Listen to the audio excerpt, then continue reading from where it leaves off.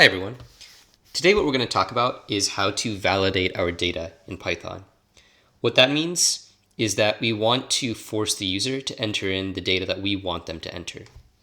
So for example, right here we have this application. This is just basically a made-up application that creates a scenario where the user is going to submit data to make a flight reservation. And it's obviously not that realistic, just looking at it.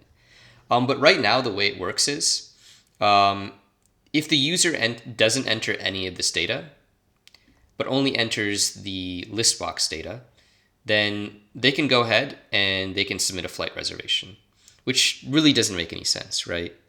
And then additionally, if we just exit out of this and run it again, and the user doesn't submit a destination for their flight, then we actually just get an error and the whole thing closes, okay? And for an application, that doesn't really make sense. What we want to do is we want to add some validation. So we want to force the user to do a few things. We want them to enter all of these values, and we want them to select a destination right here. So we also want them to, well, we'll get to the dates after that. But first of all, the way that our desired application would work is if no one enters anything here, we would click reserve ticket, and then it would show them all the values for which they either haven't entered in a value or they just entered in an invalid value. So right here, nothing was entered for name, passport number, gender, departure time, or destination.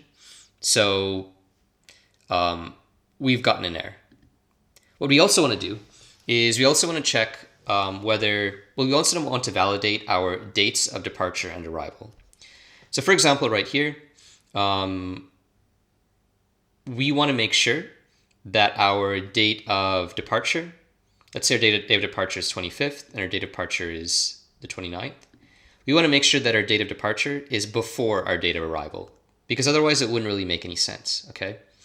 So let's go ahead and let me show you an example of that. We have a myth, we have this, we've got that, and then we've selected a destination. However, what we're going to do is we're going to make our date of departure after our date of arrival, okay, which is completely logical. So now when we reserve ticket, we're going to get a message that says invalid arrival time, basically telling us that our arrival time has to be after our departure time. Or at the very least, we need to enter in a new value that works. Of course, we can enter more detailed error messages, but this is what we're going to show you today is just a really simple example, the simplest possible way to validate data in a form in PySimpleGUI. And you can build upon that yourself, adding more conditions and adding more sophisticated error messages. All right, so let's go ahead and let's get started. So again, we're starting with our bare bones application here with no validation. So in this one right here, you can pretty much enter in like only a list box and it'll just say flight reservation submitted. And this is our code. So right here we've got some fields corresponding to we defined some fields right here in the layout, matching up to the different fields in our PySimpleGUI application. So name, passport number, gender, date of departure, date of arrival, and the list box for the destination. Well, the label for the list box for the destination, and then buttons to reserve tickets. If you don't understand this, I'd recommend going back to the other videos in the series where we explain how this works in detail. So what we want to do now, well, also, I guess the other thing I should mention right here is that in our event loop, we have our reserve ticket string that matches up to our reserve ticket button, and then we're going to do something when the user clicks on reserve ticket. We're either going to show them an error message or we're going to say flight reservation submitted when they click this button and when we reach this condition in our event loop where they've clicked the button and then we need to do something. Okay, so the first thing that I want to do is I want to write a function that takes in the values, which we've gotten from here, and it kind of tells us which values are valid and which aren't, okay? So the first thing I'm going to do is I'm going to create a function called def validate. And that's going to take in a parameter of values. And basically the way we're going to use this is when the user clicks reserve ticket right here, we're going to call validate. And if when we call validate, if we don't get the desired output, so for example, if we get a return value that says that the data is not valid, then we're going to print out an error message instead of saying flight submission or flight reservation successfully submitted. Okay. And we're taking in values, and values is giving us all of our all the data that's been entered into the form, corresponding to a key. Okay. So the first thing we're going to do, well, we're going to write our function. Well, we're going to use our function right here. We're going to call it right here. We'll say validate. And I'll show you what that result is going to look like, what we're going to return from this function in a moment. So validate values. Okay. So the first thing we're going to validate is our full name. We just want to make sure the user entered in a full name. In a more complex example, I mean, we could make sure they didn't enter any integers or anything like that. But for this example, we're just going to make sure they enter in a full name. So let's go ahead and we're going to create two variables called isValidTrue. IsValid equals true. And we're going to create another array called valuesInvalid. And what both of these are going to do is they're going to keep track of whether we've entered all valid values. So whether, for example, we have everything's been filled in and the dates are correct and the list box has been selected. And this array right here is going to keep track of which values were invalid, if there are any. So the first thing we're going to do is we're going to check whether the name was invalid. So we're going to do if len values name. Let's go ahead and close this for now. So if len values name, and name matching up to this key right up here.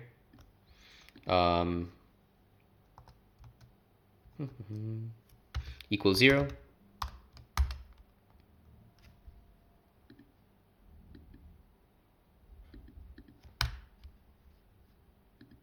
So basically checking whether this is blank or not.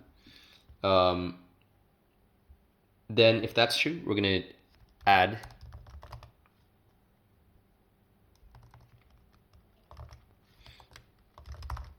name to our list of values that are invalid. So we'll do values.invalid.append just with a string name. Append name. And we're also going to set isValid to false. Okay. So basically what we're doing right here is, and we're going to need to fix this. It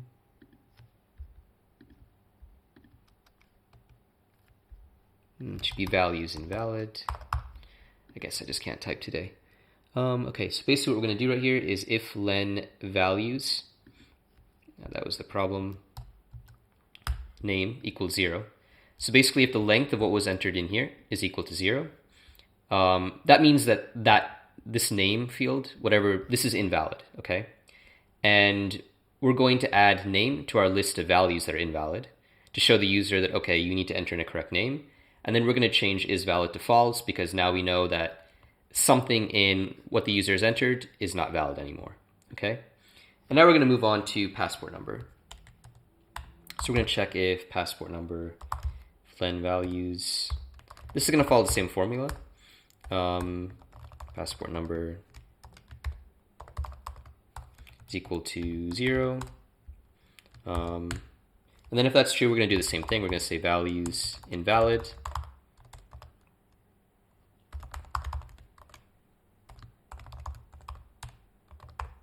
Passport number. And then we're going to say isValid equals false. So again, if the passport number is incorrect, then we're adding passport number to our list of values that are invalid, and we're changing isValid to false. actually, interestingly, so you might wonder why I'm not checking whether there's an integer in the passport number. I mean, for one, this is quite a simple example, but for two, there are actually some passport numbers with letters in them. So we don't want to force the user to enter in only integers for the passport number. Next, we're going to have gender. And gender is a bit complicated because, for example, right here, we have a key of male and we have a key of female, okay?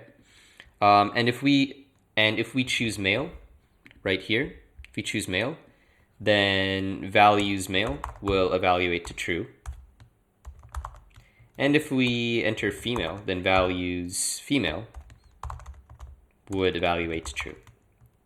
So where elsewhere, where in all of these fields, we get a value that's a string, here we're getting a value that's a Boolean. And it's going to be either true or false, depending on whether it's been selected or not. So what we want to do is we want to check the condition in which neither of these have been selected, okay? And that means that both values male and values female would both be false. So we're going to say if not values male and not values female, then we're going to do what we did before. And I guess we could just actually copy paste this and just change the message. So we'll just say gender right here.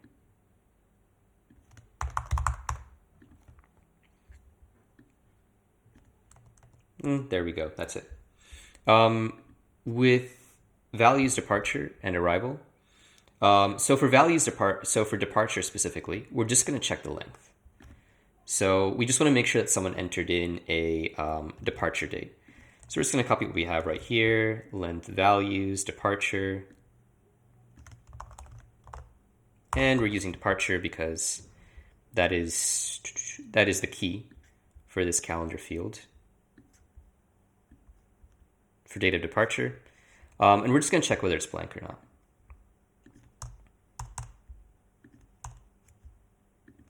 Just make sure we got our tabbing right. And we need to change our message. Well, not our message. We need to change our string showing that this value was invalid, departure date. Okay. Now, where it gets tricky is we're going to check the arrival date right here, but we also want to make sure that our arrival date or our date of arrival is after the date of departure. So this is going to require not only as to make sure that the date of arrival isn't empty, but then also to write a function to compare both the arrival date and the departure date. So let's go ahead and do that. First, we're going to check, as usual, if len values arrival. Okay, let's add these equals 0. And then we're also going to create a function up here called isArrival after departure. Sorry, isArrival before departure. So what this is going to do is this is going to check whether the arrival is before the departure. And it's going to return false if the arrival date is before the departure date. So isArrival before departure. And then our two inputs are going to be our departure date.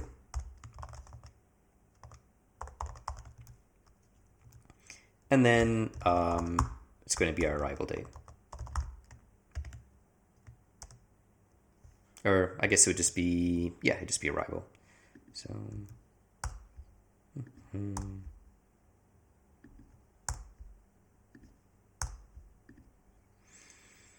okay, so that was not what I need to do actually. Let's just say a departure date and arrival date. I typed in our inputs instead of our parameters, arrival date. All right. Okay. And so how this would work here is we'd say if len values arrival equals 0 and isArrival. Well, let's just return this so we can. And isArrival before departure.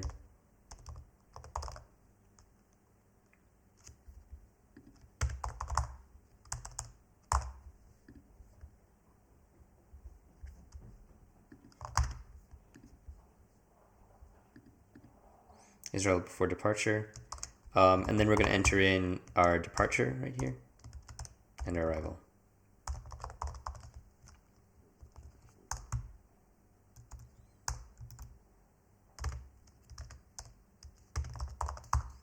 Values, arrival.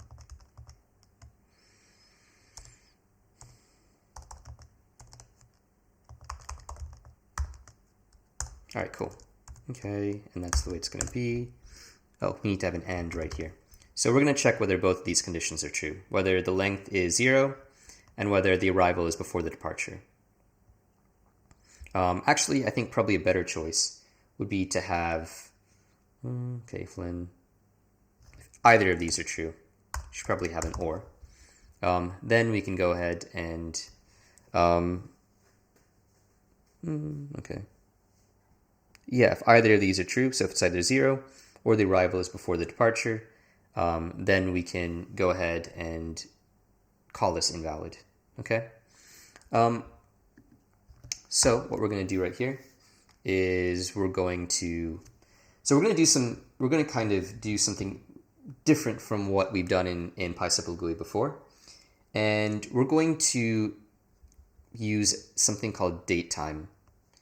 So datetime is a library that allows us to work with strings of dates and times. So for example, right here, if we select date of departure, we get something that looks like this, right? So we have our year, our month, our day, and then we've got our time. We've got hours, minutes, and seconds. And right now, this is just a string. So this is just basically text to the computer. So what we need to do is we need to convert it to something that the computer recognizes as being a date and time, and something it can work with accordingly. So let's go ahead and let's just kind of copy this right here so we know what we're working with. And we'll just put that as a comment. And what we want to do is we want to convert our date time. So we want to convert our this string that we've entered, our departure date, or we could call it, I guess, departure string would be a better way to refer to it because it's not just a date. And we're going to convert that into a date and time that's recognized by Python. So the way we're going to do that is we're going to use our datetime library right here. We're going to say departure object, because it's becoming a datetime object, equals datetime dot string ptime. That's stir ptime. And then we're going to put our departure string here. Okay. And just so we're calling it datetime.stir ptime because this stands for string. This stands for string parse time. So this is going to take our string and parse it or convert it into a date recognized by the computer. And so we're going to type in this, and then we're going to type in a series of values that corresponds to each measurement of time in our in what has been entered. So we're going to have that, and then we're going to have H M. My bad. And then S. Okay. And each of these corresponds to what's going to be in the departure time. So we have this for year, this for month, this for day, this for hour, this for minute, and this for second. Okay. And what this basically, and also notice we have these dashes right here, and we have these colons. So this is basically telling the computer what every single value in the string that we've entered is in terms of time. And I didn't just come up with this pattern on the spot. Like if you just Google strip time and then options, or strip time and percentage Y, then you can find a whole list of different, I guess we could call these flags that match up to different types of data. So, okay, we did that for the arrival object, or departure object. Let's do that for the arrival object.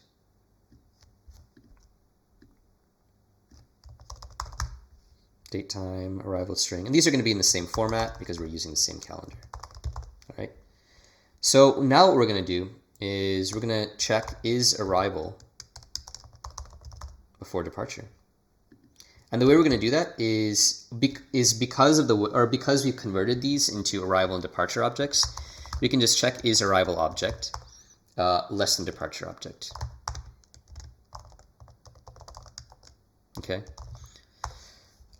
So I mean, basically, what it's going to do is it's just going to take our dates and turn them into integers, and it's just going to compare both of them. So if arrival object is less than departure object, that means the date and time of the arrival object comes before the departure object, and we're just going to return that as a Boolean.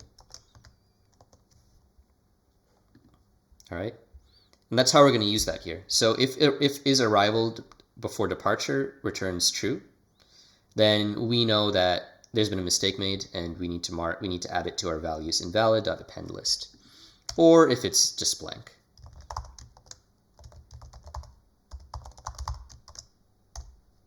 Okay, so let's say arrival.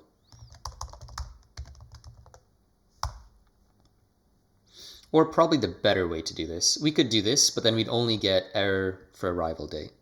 So probably even the better way to do this is just to create a separate if statement, right? So we'll create one for when it's blank. So we'll do that, and then we'll say values.append.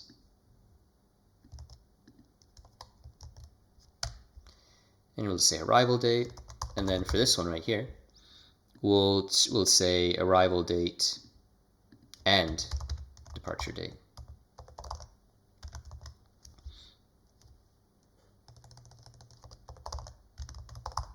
Could say arrival date comes before departure date. Just to be even more descriptive. And we'll just say is valid equals false.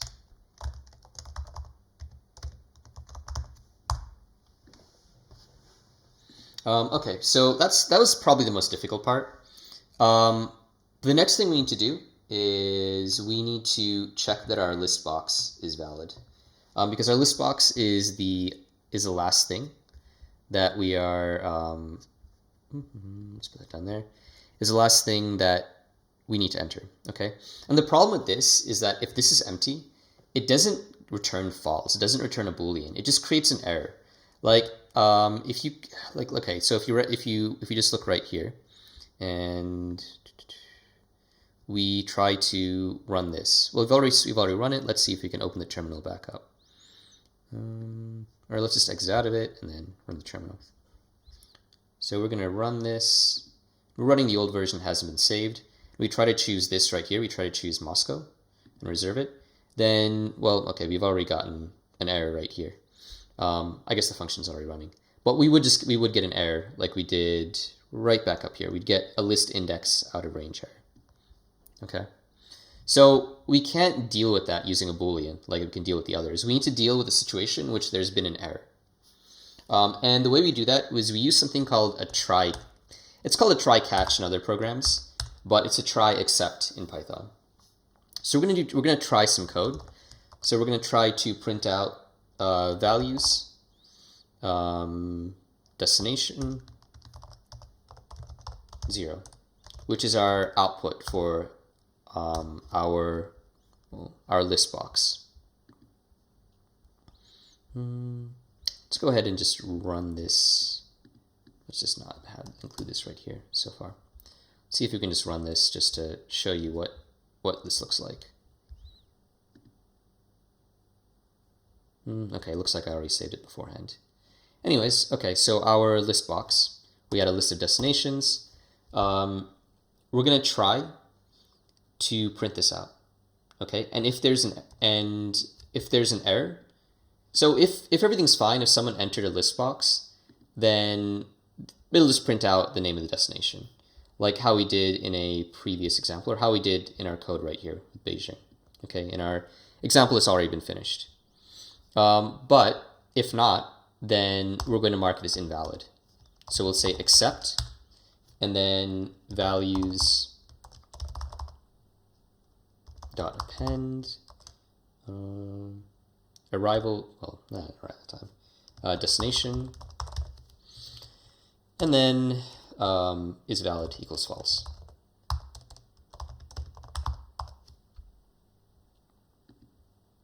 I need to mark that correctly as a Boolean. All right, cool.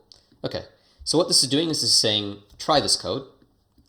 If it works, then go ahead and run it and don't do this. If it doesn't work, if we get an error, like how we did here, or even how we did right here, we got an index error, then run this code.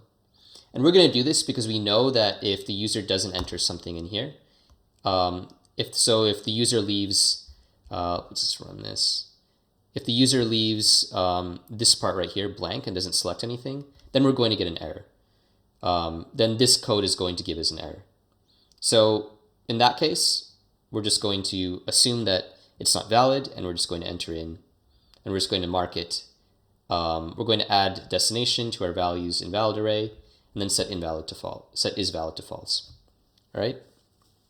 And now that we're done with this, we're going to return result equals is valid, and values invalid in an array.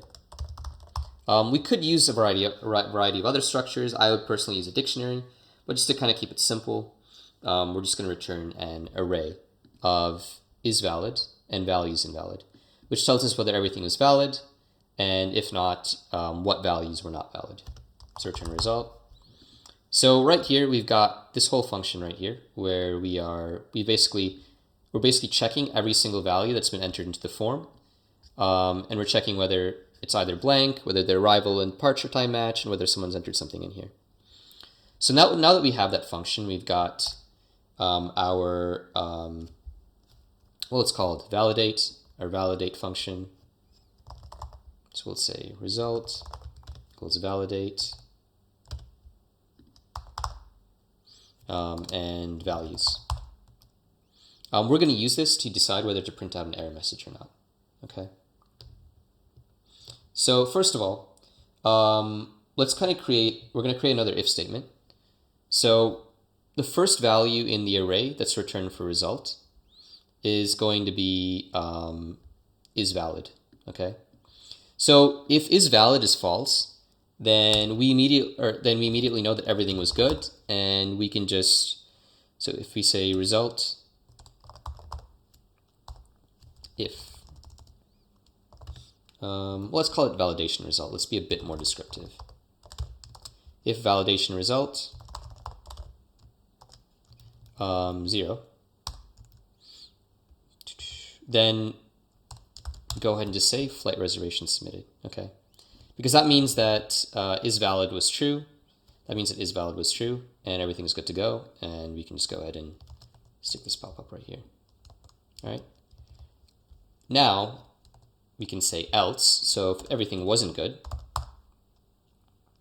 else, print out an error message and show that as a pop-up. So let's create a blank error message here. And then we will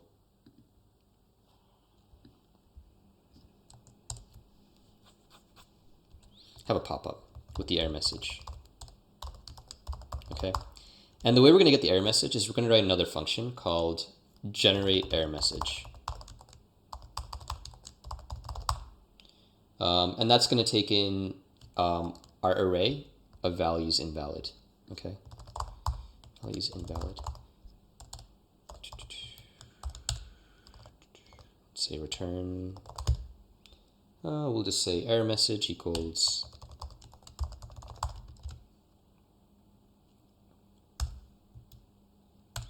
and then we'll remember values invalid is an array. So we're going to go through, we're going to say for value invalid in values invalid go ahead and attach an error. So or go ahead and create a string with an error. So more specifically, we're going to say error message, add to our error message string. Error message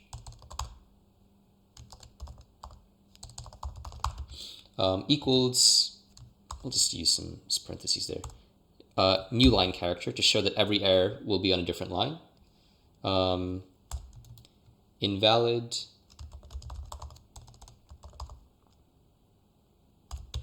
plus, and then plus values invalid, or value invalid. So we're creating a for loop that's going to add an individual error message for each value that is in the values invalid array. It's going to say invalid and then whichever value is invalid. So going back right here, like if we tried to reserve this, we get this message right here. And that's what we're doing right here. And this is going to be, each error is going to be on a different line because of the fact that we have this new line character. So now what we're going to do is we're going to type in error message equals generate error message. And then we're going to input this values invalid array by doing validation result 1.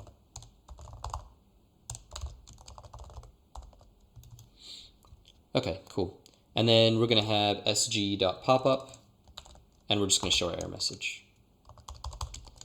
So let's just go ahead and make sure that that actually worked. Okay, I think we're good. Let's try to run. Let's exit out of our other example. And let's try to run this right here and see if we get any errors. We probably will, just in the first try. But let's just try to reserve a ticket real quick. We got some kind of error. Len values, passport number, key error. Ah, okay, I spelled passport number wrong. That's what was up. Okay, so passport number. Cool, save that, run it again.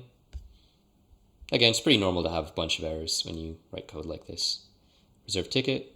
Okay, key error mail. Ah, okay. So right here I had mail with the 2 dashes. So I missed that. So let's see, mail. Again, I'm kind of showing you all of the errors that I made because you're bound to do the same thing. So if you see this, then you kind of have an idea of what may have gone wrong. So let's go ahead and save that. Run this again. Reserve ticket. Another error. Okay, time data does not match format. All right, let's see what went wrong right there. Time data R does not match format. See, departure string, did we do the right thing here? We've got values departure, values arrival. Where is this R from? That's interesting. All right, let's go back up here. What could have gone wrong right here? So what's saying is that basically the data here doesn't match this format of things that we've put in right here. So let's go ahead and see what kind of could have gone wrong.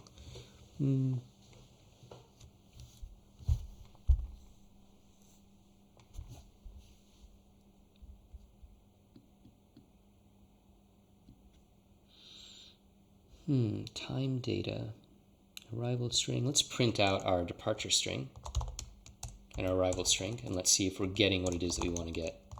Oh, okay, I see what happened. Okay, so basically we didn't enter anything in. So when we ran it, this was blank. So we didn't enter anything in right here. So it had nothing to process right here. So that's why we got an error.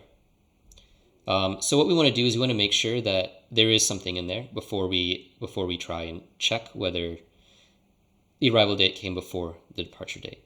So let's say if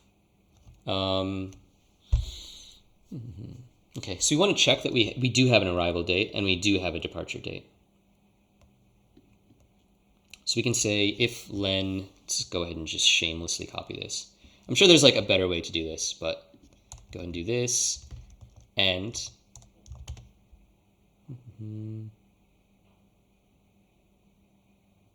or actually, I guess what we could do is what we just did before. And well, let's do this. This is probably a better idea. And len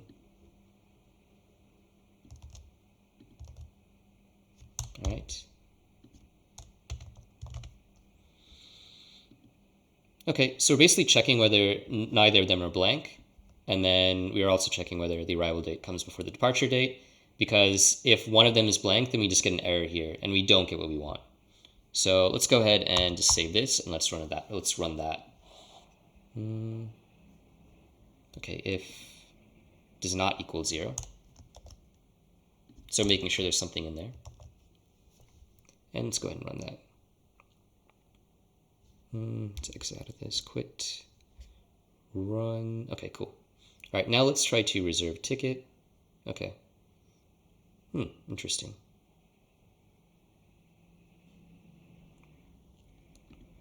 Well, let's try, let's say we type something in here. Mail.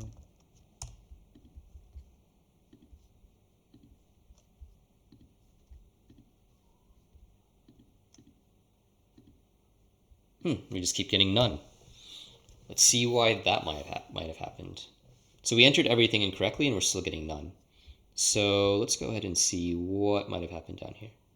So, okay. Validation result equals validate values. If validation result 0.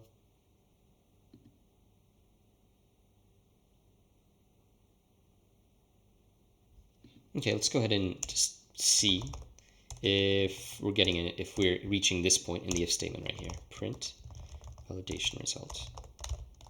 All right, let's go ahead and try that.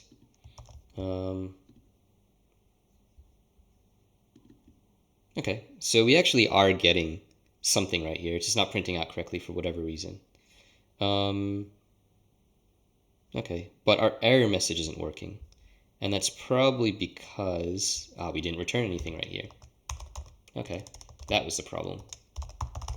Cool. Okay, now that that works out, let's go ahead and try our code again. So let's exit out of this. Let's quit.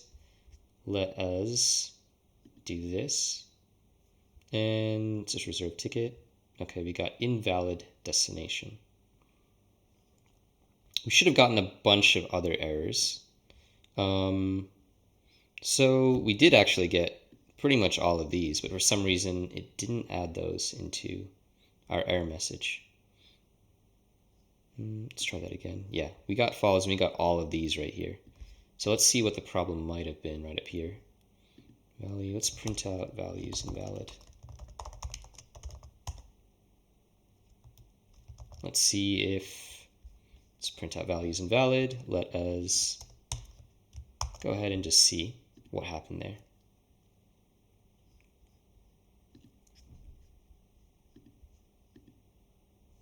Okay, reserve ticket. So we did get everything, but for some reason we only printed the last one. The reason is we need to do this. Okay, so we needed to not, before we were just setting error message equal to invalid plus values invalid, which meant that error message would just be the last value in this array. But we're doing plus equals to add each one to our values invalid array. So let's go ahead and quit. And let's do that. And okay, let's reserve ticket. Okay, and now we've got all the values that are invalid. And let's also experiment with, okay, so we enter a name, enter a number, mail, Moscow, and then let's enter a day of departure that comes before 25th, and we'll make that the 23rd, and let's see if that works. Okay, invalid destination, invalid arrival date comes before departure date. Okay, cool. That's good enough for us right now. Why would we get an invalid destination there? Oh, okay. I see, we didn't select anything for the destination, did we? I think probably also I just want to put this before the destination. Just put it in chronological order. Okay, perfect. All right, so this was actually fairly long. What I'd recommend, and I probably should have recommended this at the beginning of the video, is just go through the different steps for validating each form field. You can skip past the errors at the end of the video unless you, for some reason, just want to watch them, or unless you have some videos. So I hope that was useful. I hope you enjoyed that. Have a nice day.